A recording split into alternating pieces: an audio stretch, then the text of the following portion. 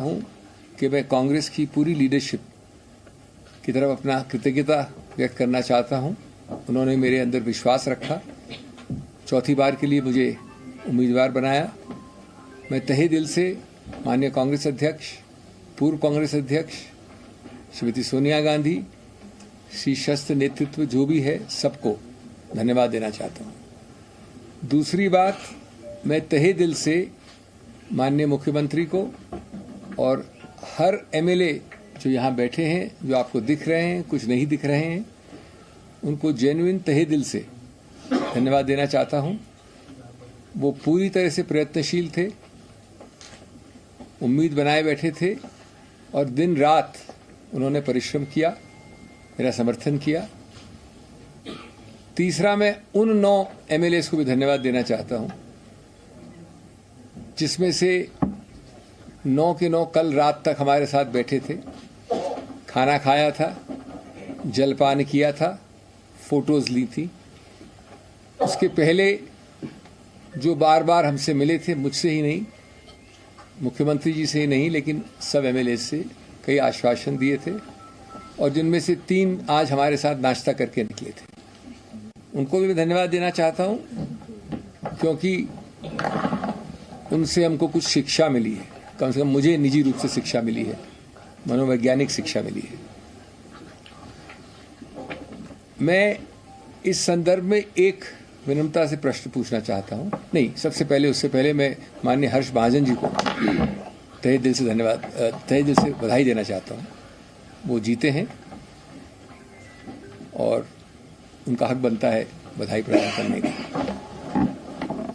एक बात जरूर मैं कहूंगा, उनकी पार्टी को अपनी गिरेबान में देख के सोचें। जब भी कोई पार्टी 25 और 43 के आंकड़े या इक्वेशन में 25 वाली पार्टी 43 वाले के विरुद्ध उम्मीदवार खड़ा करती है, तो उसका सिर्फ एक और एक ही संदेश हो सकता है। और मैं हर्ष महाजन जी की बात नहीं कर रहा हूं, मैं इस चुनाव की बात नहीं कर रहा हूं, मैं एक सिद्धांत की बात कर रहा हूं। वो संदेश है कि हम बेशर्मी से वो करेंगे जो कानून में अनुमति जिसकी नहीं है। अगर आप समझते हैं कि एक व्यक्ति या 2 व्यक्ति या 9 व्यक्ति अचानक एक नई नीति, एक नई सोच, एक नई आइडियोलॉजी के अंतर्गत कल रात के डिनर और आज सुबह के नाश्ते के बाद बदल गए हैं, तो मैं समझता हूं कि हम सब, जो अंग्रेजी में कहावत है, एक फूल्स पैराडाइज पे रहते हैं। ये बदलाव बहुत दुर्भाग्यपूर्ण है भारत के लिए और विशेष रूप से हिमाचल प्रदेश के लिए, जिसकी संस्कृति, जिसके पहाड़ी या नीचे रहने वाले लोग इस संस्कृति से अवगत नहीं थे कुछ समय पहले तक। अगर ये नए भारत, न्यू इंडिया की परिभाषा है, तो मैं तो पुराने भारत को ही प्रेफर करूंगा। हमने हारते हारते भी इतिहास बनाया है। इतिहास इसलिए कि इतनी जद्दोजहद की, इतना मन बदलाव किया, लेकिन एक और मन बदलाव नहीं कर सके। इसलिए 34-34 का स्वाभाविक आंकड़ा भारत में शायद पहली बार और आने वाले कई दशकों में वापस होने वाली नई चीज़ हुई है कि 34-34 का हमारे मित्रों के इतने प्रयत्न करने के बाद भी आंकड़ा आया। और 34-34 का आंकड़ा स्वाभाविक आया, एक वोट भी इनवैलिड नहीं हुआ, सेकंड प्रेफरेंस वोट भी एक भी नहीं था। ये इस चुनाव की विशेषता है, शायद 75 साल में पहले कभी नहीं हुआ। और उसकी सबसे बड़ी विशेषता कि उसके बाद एक ड्रॉ ऑफ लॉट से निर्णय हुआ। मैं सिर्फ ये कहना चाहूंगा कि जो हुआ सो हुआ, हमको भविष्य का सोचना चाहिए। और एक आश्वासन दे के मैं हिमाचल से जा रहा हूं, हिमाचल की बात नहीं कर रहा हूं, लेकिन मैं अपनी बात कर रहा हूं कि जिन लोगों ने इतना प्रयत्न किया, उनको सिर्फ मैं कह दूं विनम्रता से, पलट के आऊंगा शाखों पे खुशबू लेकर, पलट के आऊंगा शाखों में खुशबू लेकर, खिजा की जद हूं मैं, मौसम जरा बदलने दो। तो सबको वापस बहुत बहुत धन्यवाद। I will repeat this very briefly in English. I want to thank from the bottom of my heart the entire top leadership of the Congress president, the former Congress president, Srimati Sonia Gandhi, and the entire top leadership for having reposed faith in me a fourth time. They sent me to Himachal out of good faith, and I am truly, truly grateful for the remarkable amount of confidence and faith they have reposed in me. Secondly, I would like to thank profusely, starting from the Honorable Chief Minister, each and every MLA. Abhishek Manu Singhvi ने बधाई दे दी हर्ष महाजन को, और मैं साफ कर दूं, ये हर्ष महाजन career politician हैं और लगातार उनके पिताजी जो हैं, अभी तक मेरे पास जो जानकारी है, उनके पिताजी जो है वो विधानसभा के स्पीकर रहे हैं और लंबे समय तक वो कांग्रेस की राजनीति करते रहे, वर्किंग प्रेसिडेंट रहे। उसके बाद जो है हर्ष महाजन ने भारतीय जनता पार्टी ज्वाइन की और पूरा बहुमत होने के बावजूद भी भारतीय जनता पार्टी ने कांग्रेस को यहां पर अपनी रणनीति से धूल चटाते हुए हर्ष महाजन को जीत दिलाई है। तो हर्ष महाजन और डॉक्टर हर्ष महाजन अलग अलग है, मैं अपनी भूल सुधार लूं। आइए सुनते हैं हर्ष महाजन जो जीते हैं। ठीक है, अभिषेक मनु सिंघवी ने हर्ष महाजन को बधाई दी है, अपनी हार मानी है। क्या कहा है अभिषेक मनु सिंघवी ने, आइए सुन लेते हैं। उन 9 MLAs को भी धन्यवाद देना चाहता हूं, जिसमें से 9 के 9 कल रात तक हमारे साथ बैठे थे, खाना खाया था, जलपान किया था, फोटोज ली थी। उसके पहले जो बार बार हमसे मिले थे, मुझसे ही नहीं, मुख्यमंत्री जी से ही नहीं, लेकिन सब MLAs से कई आश्वासन दिए थे, और जिनमें से 3 आज हमारे साथ नाश्ता करके निकले थे। उनको भी धन्यवाद देना चाहता हूं, क्योंकि उनसे हमको कुछ शिक्षा मिली है, कम से कम मुझे निजी रूप से शिक्षा मिली है, मनोवैज्ञानिक शिक्षा मिली है। मैं इस संदर्भ में एक विनम्रता से प्रश्न पूछना चाहता हूं। नहीं, सबसे पहले, उससे पहले मैं माननीय हर्ष महाजन जी को तहे दिल से धन्यवाद, तहे दिल से बधाई देना चाहता हूं। वो जीते हैं और उनका हक बनता है बधाई प्रदान करने का। ठीक है, तो हर्ष महाजन बहुत पुराने नेता कांग्रेस के बीजेपी में शामिल हो गए, अब उनकी जीत हुई है। मैं फिर से आ जाता हूं डॉली जी के पास। डॉली जी, इतना बड़ा सेटबैक, अब दोनों को 90 सेकंड है, मैंने दोनों को वक्त दिया अपने ओपनिंग स्टेटमेंट के लिए, मेरे पास बहस में ज्यादा वक्त भी नहीं बचा होगा। डॉली जी, इतने ज्यादा सरप्राइजेस तो सोचे ही नहीं थे राज्यसभा इलेक्शन में, उससे बड़ा उलटफेर हो गया है यहाँ पर। सरकार बच पाएगी आपकी? डॉली जी, दावा कीजिए, क्या कहती है आपकी आलाकमान, सरकार बचेगी नहीं बचेगी? बिल्कुल बिल्कुल बिल्कुल बिल्कुल बिल्कुल बचेगी, क्यों नहीं बचेगी। आपने अभी भी देखा, सारे जोड़ गणित गुणा भाग लगाने के बाद 34 पर ये आए, फिर ड्रॉ के तहत ये हुआ।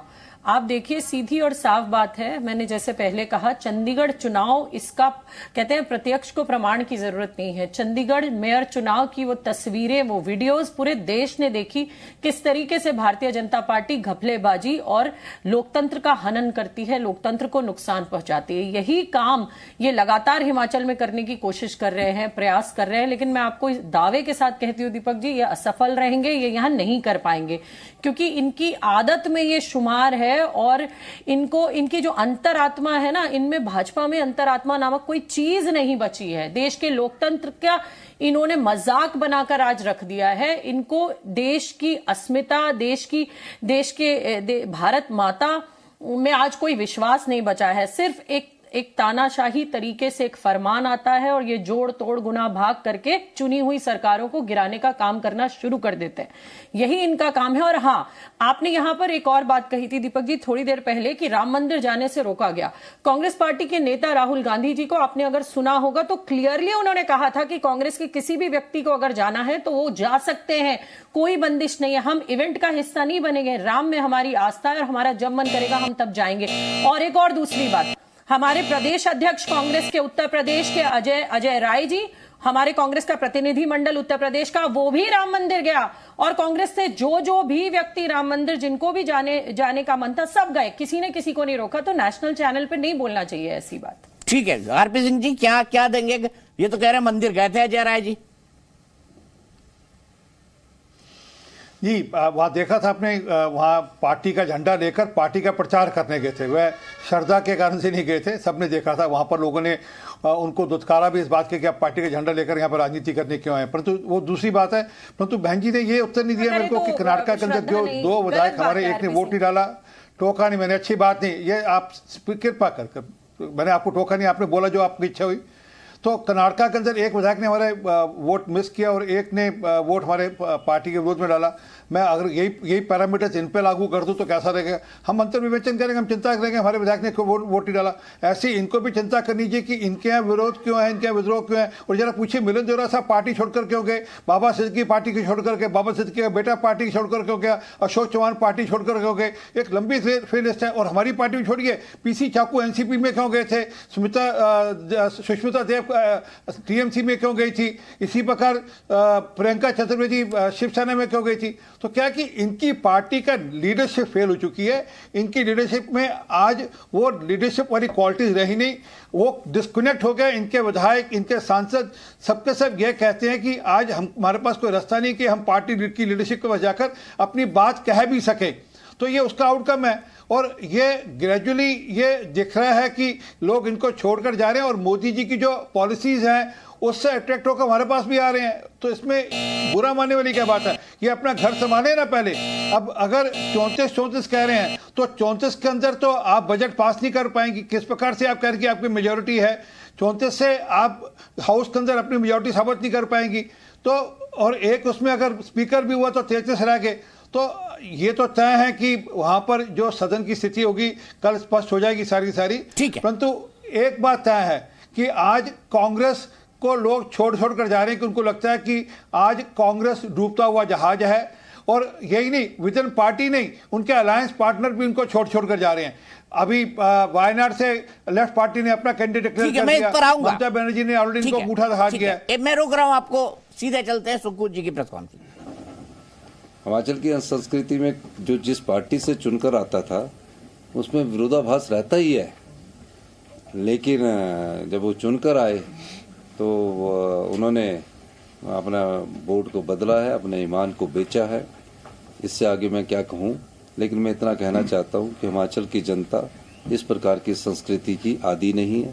हिमाचल की जनता जानती है कि हमने कांग्रेस की सरकार को 5 साल चुनकर भेजा है और जिस प्रकार से वो राजनीतिक दृष्टिकोण रखते हैं उस दृष्टिकोण को हिमाचल की जनता पसंद नहीं करती। सर जैसे कहा कि रात को डिनर भी हुआ, सुबह ब्रेकफास्ट भी हुआ, तो क्या सुबह तक एसेस नहीं कर पाए कि उनका नहीं, ऐसी बात नहीं है। लाइन ऑफ एक्शन क्या रहेगी? अब जब कोई ईमान अपना बेच दे तो उसमें हम क्या बोल सकते हैं? आगे क्या लाइन ऑफ एक्शन आगे क्या रहेगा सर? देखिए आगे कुछ लाइन ऑफ एक्शन नहीं है। 34 लोगों ने हमारे अपने ईमानदारी का परिचय दिया, तरह तरह के प्रलोभन उनको दिए।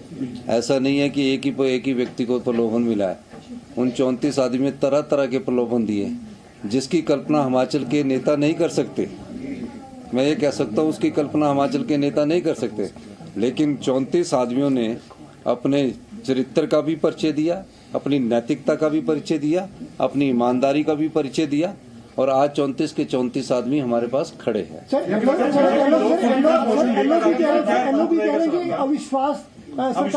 देखिए पहले आप मेरी बात सुनिए, जब 34 आदमी हमारे पास खड़े हैं, अब जिस प्रकार का दृष्टिकोण रखना चाहते हैं, अभी तो सेशन चल रहा है ना, तो जब सेशन चलेगा तो उस समय देखेंगे।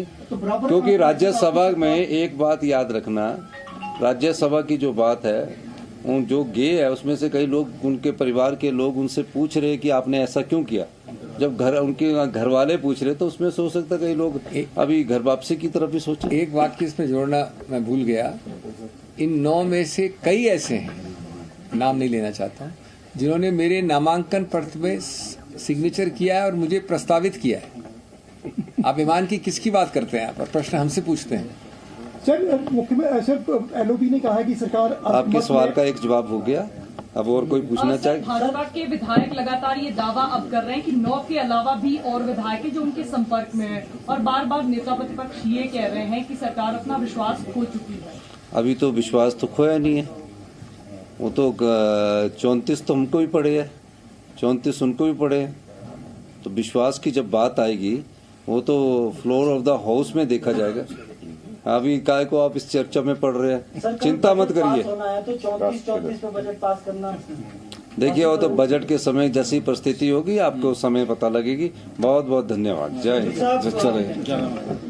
चले हिमाचल के मुख्यमंत्री कह रहे हैं कि हो सकता है कि 9 जो लोग जिन्होंने पाला बदला है वो एक बार फिर हमारे साथ आ जाएं। लेकिन मैं आपको बता दूं ये 9 के 9 विधायक इस वक्त जो है हरियाणा पहुंच चुके हैं। खुद सुक्खू जी ने आरोप लगाया था कि उनके विधायकों को बीजेपी की हरियाणा की पुलिस और साथ ही साथ सेंट्रल पैरामिलिट्री फोर्सेस की गाड़ियों में बिठाकर ले गई है। यह आरोप खुद सुक्खू जी ने लगाया था। वो खुद मान रहे हैं कि 9 विधायक जो है वो इस वक्त जो है वो उनके साथ नहीं है। 6 जिसमें से बीजेपी के हैं और 3 जिसमें से निर्दलीय हैं। और यहाँ पर एक सबसे महत्वपूर्ण बात है कि अभी बजट प्रस्ताव पर बहस हो रही है। बजट प्रस्ताव पर बहस हो रही है और बजट प्रस्ताव में जो है कट मोशन बीजेपी मूव कर चुकी है। विधानसभा की प्रोसीडिंग्स ये कहती है, संसदीय डेमोक्रेसी ये कहती है कि बजट को पास कराना सरकार की जिम्मेदारी होती है।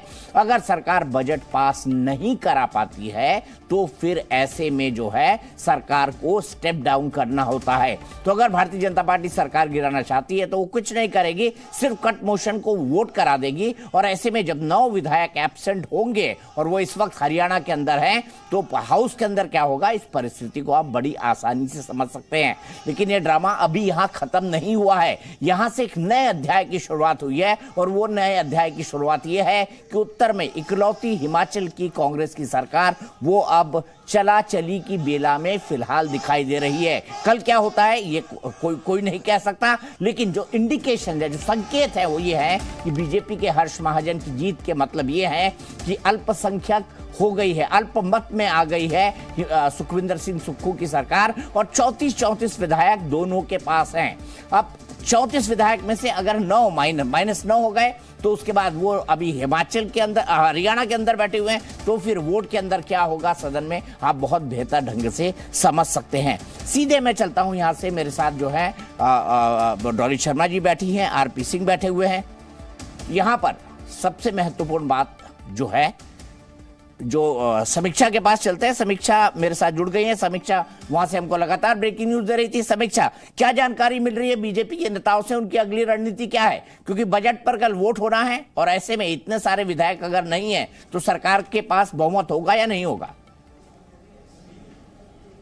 देखिए, हिमाचल के इतिहास में ऐसा पहली बार हुआ है जब सत्ता में रहते हुए इस तरह के हालात जो हैं वो बने हैं। हालांकि वोटिंग के आधार पर जो आज हुई है उसमें 34 जो है वो हुए हैं, टाई हुआ था, जिसके बाद पर्ची के आधार पर हर्ष महाजन को विजेता घोषित किया गया। लेकिन कॉन्फिडेंस में बीजेपी नजर आ रही है। बीजेपी का लगातार अब ये कहना है कि जीत की तरफ जो है वो कदम बढ़ रहे हैं। अविश्वास प्रस्ताव की भी अब जरूरत नहीं पड़ेगी क्योंकि उनके पास मैंडेट जो है वो मिल चुका है और कई विधायक जो है कांग्रेस में है वो भी उनके संपर्क में है। तो कल बजट पास होना है और कल का दिन जो है हिमाचल प्रदेश के इतिहास के लिए नहीं, पूरे देश के लिए बहुत ही महत्वपूर्ण रहने वाला है क्योंकि बजट पास होगा। ऐसे में कांग्रेस के पास मैंडेट पूरा नहीं होगा तो सरकार गिरने की पूरी संभावना जो है हिमाचल प्रदेश में बनती हुई नजर आ रही है। हालांकि पहले ये जरूर कयास लगाए जा रहे थे कि कहीं ना कहीं जो नेता हैं, जो कैबिनेट मिनिस्टर्स बनाए गए हैं, मुख्यमंत्री बनाए गए हैं, उन्हें बदला जाएगा। लेकिन बीजेपी जिस कॉन्फिडेंस में इस वक्त नजर आ रही है, 9 विधायक जो हैं वो इस वक्त यहां पर नहीं है, पंचकुला उन्हें रवाना कर दिया गया था। तो ऐसे में अब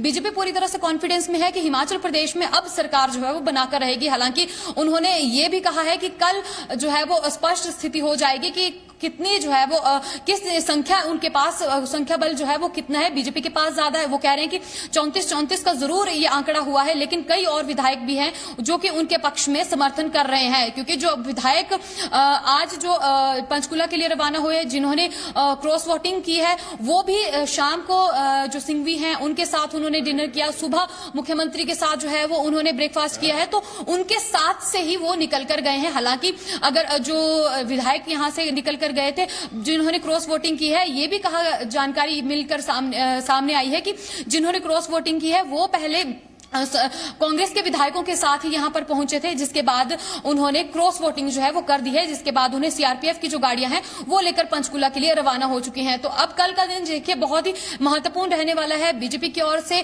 ये क्लियर कट कहा जा रहा है कि कल वो अपनी सरकार हिमाचल प्रदेश में बनाने जा रहे हैं। दावा जो है वो किया गया है। बीजेपी इस वक्त पूरे कॉन्फिडेंस में नजर आ रही है, लेकिन वही मुख्यमंत्री भी हालांकि ये दावा कर रहे हैं। अभी उन्होंने कहा है कि उनके पास जो है वो विधायक जरूर गए होंगे, लेकिन अभी निर्दलियों का भी उनको साथ है, लेकिन हिमाचल में वो सरकार को टूटने नहीं देंगे। तो मुख्यमंत्री भी इस तरह के इंडिकेशन दे रहे हैं। और जितने भी विधायक कांग्रेस के जो हैं वो क्रॉस वोटिंग जिन्होंने भी की है, वो सभी नाराज चल रहे थे। जो दो इसमें अहम नाम आते हैं वो सुधीर शर्मा का है। सोशल मीडिया पर वो खुलकर सामने जो है वो नजर आते हैं, मुख्यमंत्री को लेकर निशाना साधते हुए। जो गारंटियां दी गई थी, जो गारंटियों की बात कही गई थी, उसे लेकर वो कह रहे हैं कि फेल होती हुई नजर आई थी। पहले भी उन्होंने बेरोजगारी और कई तरह के तमाम मुद्दे सोशल मीडिया पर और खुलकर वो जो सामने आए थे। मंत्रिमंडल में उन दोनों को स्थान दिया गया था, राजेंद्र राणा और सुधीर शर्मा को। तो कहीं ना कहीं उनकी जो नाराजगी है वो उसका भुगतान मुख्यमंत्री को आज करना पड़ा है। ठीक है, मैं सीधे डॉली शर्मा जी के पास चलता हूं, आरपी सिंह जी के पास चलता हूं। डॉली जी, मेरा सीधा सवाल, अब 60 सेकेंड का वक्त आप दोनों को मिलेगा अपना जवाब देने के लिए। डॉली शर्मा जी, सरकार बच जाएगी आपकी, अब बताइए। जी देखिए, मेरा पूरा विश्वास है, जिस तरीके से मुख्यमंत्री सुखिंदर सुक्खू जी की आपने और हम सब ने बात सुनी, सीधा और साफ बात है कि सरकार रहेगी, चलेगी। और फ्लोर ऑफ द हाउस जब पर सब होंगे उस समय ये देख लिया जाएगा और सबको पता भी चल जाएगा क्लियर कट। देखिए, हमारा प्रयास तो ये है, लेकिन लगातार मैं फिर भी आपके चैनल के माध्यम से बोल रही हूं, बताना चाहती हूं कि भारतीय जनता पार्टी का ये किस्सा पहला नहीं है। अभी लेटेस्ट तो चंडीगढ़ मेयर इलेक्शन है, जहां सुप्रीम कोर्ट को इंटरफेयर करके फटकार लगानी पड़ी, जहां कहना पड़ा कि इस तरीके के अफसर पर आप कार्रवाई करिए, और वो अफसर वीडियो में दिखे कि किस तरीके से जो है कैंसिल कर रहे हैं।